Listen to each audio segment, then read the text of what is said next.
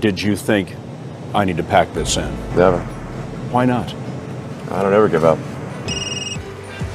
Hi, Elon Musk speaking. I didn't have any money. In fact, I had negative money.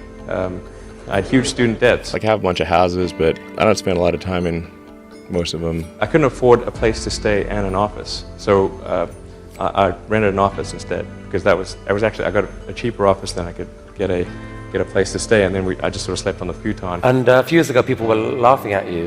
Now, not so much. I mean, Okay. SpaceX, I founded approximately 4 years ago with the goal of revolutionizing access to space. What I really want to try to achieve here is to make Mars seem possible. Step 3 would be to provide humans to another planet services to the private sector and the government. What How'd you get things gives done? you satisfaction? Doing something useful for other people that I like doing. ثروتمندترین مرد دنیای حاضر، کارآفرینی جاه طلب، موفق و با ایده های بلند پروازانه، از سفر به مریخ گرفته تا ماشین های برقی و هوش مصنوعی که زندگی ما رو بهتر کرده، کسی نیست جز ایلان ماسک. البته رفتارهای جنجالی و پیچیده‌ای داره که باعث معروف‌تر شدنش هم شده، مثل گل کشیدن توی برنامه زنده. ولی یک کارآفرین و مهندس بیلیونر و میلیارد دلاری هست. البته براش انقدر آسون نبوده همیشه. از 3 تا طلاق گرفته. CNBC was rerunning their divorce special. Yes. تا خوابیدن روی یه مبل آفیس اجاره‌ای. Instead of getting an apartment, we just rented a small office and we slept on the couch. و همینطور رفتن تا لب مرز وحشت. We were only a few days from bankruptcy. It was literally 2 days, or 3 days maybe. با من همراه باش برای زندگی کامل ایلان ماسک. داستان ما از پترویا سال 1970 توی آفریقای جنوبی شروع میشه. شما بپرسید که چه چیز جالبی در مورد پترویا 1970 وجود داره. خب باید بگم که توی این سال 2 تا فرد رندوم به اسم ایلان ماسک که مهندس و می هاگمن یه مدل مخصص تغذیه بوده با هم دیگه قرار میذارن و این قرار تقریبا منجر میشه به یه ازدواج اجباری، چون به گفته خودشون حوصله‌شون سر رفته بود و تنها. I was lonely, alone in Cape Town. I wasn't in a happy situation and I thought, well, what can be worse? Marriage can't be that bad. نتیجه این ازدواج مثل 3 تا بچه، کیمبال، توسکا و از همه قابل توجه تر ایلان ماسک که توی 7 شهریور 1350 یا 28 جون 1971 به دنیا میاد. همه چیز خیلی خوبه، خانواده خوشحال، یه پدر مهندس موفق و 3 تا بچه شاد. همه چی عالی به نظر میاد، نه؟ اما واقعیت طور دیگه ایه. هی چرا داری بدبختشونش میدی؟ همه آدمای موفق که لازم نیست بچگیشون مثل چی زرد شده باشن. خب اینا خودش اینجا گفته. ببین پدرم خیلی بیمار روان داشت و بدترین آدم بود که دیدم. اصلا اینا برای آدمای ایرانی سوسول بازیه. تازه همین باباش 28,000 چرا داستان رو اسپویل میکنی؟ باشه یه طور دیگه میگه. نه از اول فاین. روزگاری در یک روز سرد تابستانی سال 1971 میلادی در شهر پترویا پایتخت اداری آفریقای جنوبی پسری به نام ایلان ماسک به دنیا میاد.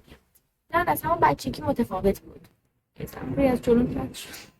بیشتر وقتش رو با کتاب میگذرون و توی فضای خودش بود. مثلا به خاطر اینکه بیشتر بچه‌ها مسخره‌اش میکردن و تنها بود، با یه کامپیوتر قدیمی که باباش براش خریده بود بیشتر کار میکرد و توی 12 سالگی اولین برنامه کامپیوتری خودش رو میسازه. بازی کامپیوتری به نام بلاستا. میدونم الان خودتون فکر میکنین که واو 12 سال شده و به جای اینکه بازی کنه رفته سراغ اینکه برنامه‌نویسی یاد بگیره. این اصلا بنازم ایلان ماسک. آیا که نه. در واقع طبق مسابقه خودش میگه که یه شرکتی بوده که بازی‌ها رو می‌خره و به خودش فکر کرده که کول منم میرم و بازی می‌سازم و یه کامپیوتر خفن‌تری می‌گیرم. هرچی بود I learned that if I wrote software and sold it, then I could get more money and buy better computers. So it wasn't really, with some grand vision or anything. هرچی بود برای بازیش رو $500 میفروشه و این اولین قدم ایلان ماسک برای ورود به دنیای فناوری. سالها بعد از زندگی توی آفریقای جنوبی به کانادا مهاجرت میکنه تا تحصیلش رو اونجا ادامه بده. همینطور از سربازی فرار کنه. خیلی زود هم به آمریکا که بهش میگه سرزمین فرصت‌ها میره. وارد دانشگاه پنسیلوانیا میشه و مشغول به تحصیل میشه. 2 مدرک اقتصاد و فیزیک رو دریافت میکنه و برای دکترا هم قبول میشه. 2 روز بعد ولش میکنه و با دوستاش یه خونه قدیمی رو تبدیل به کلوب شبانه میکنن تا پول بیشتری به دست بیاره. پایان تحصیلش ایلان وارد دنیای کارآفرینی میشه و اولین پروژه بزرگش زیپتو بود که یه شرکت نرم افزاری بود برای اینکه نقشه راهها و کسب و کارها رو آنلاین ارائه بده. این موفقیت بزرگ پیدا میکنه و قیمت 307 میلیون دلار به شرکت کامپک فروخته میشه و این بلیت ایلان برای ورود به دنیای فناوری.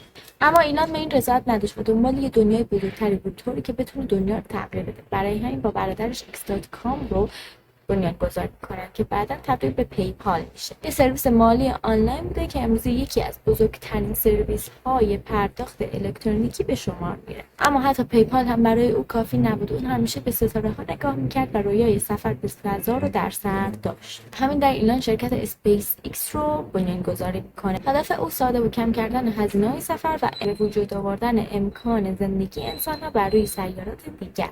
به این صورت که یه موشک وقتی پرتاب میشد برای اینکه هزینه‌اش کاهش پیدا کنه به همون جایی که پرتاب شده برگرد. در ابتدا مردم خیلی مسخرهش میکردن و اصلا قبولش نداشتن. موشکاش یکی پس از دیگری منفجر میشد.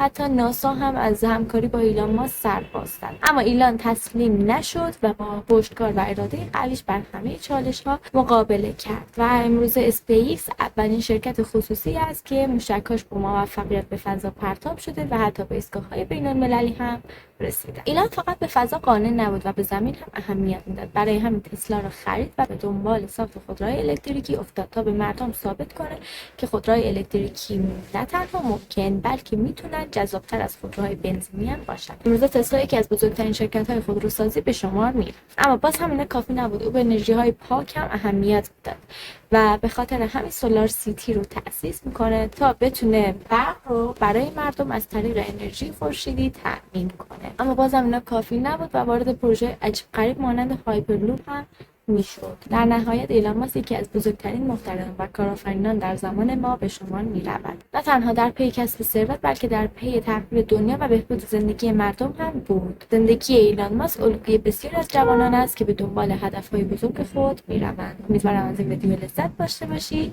یادت نره به کانالم سابسکرایب کنی.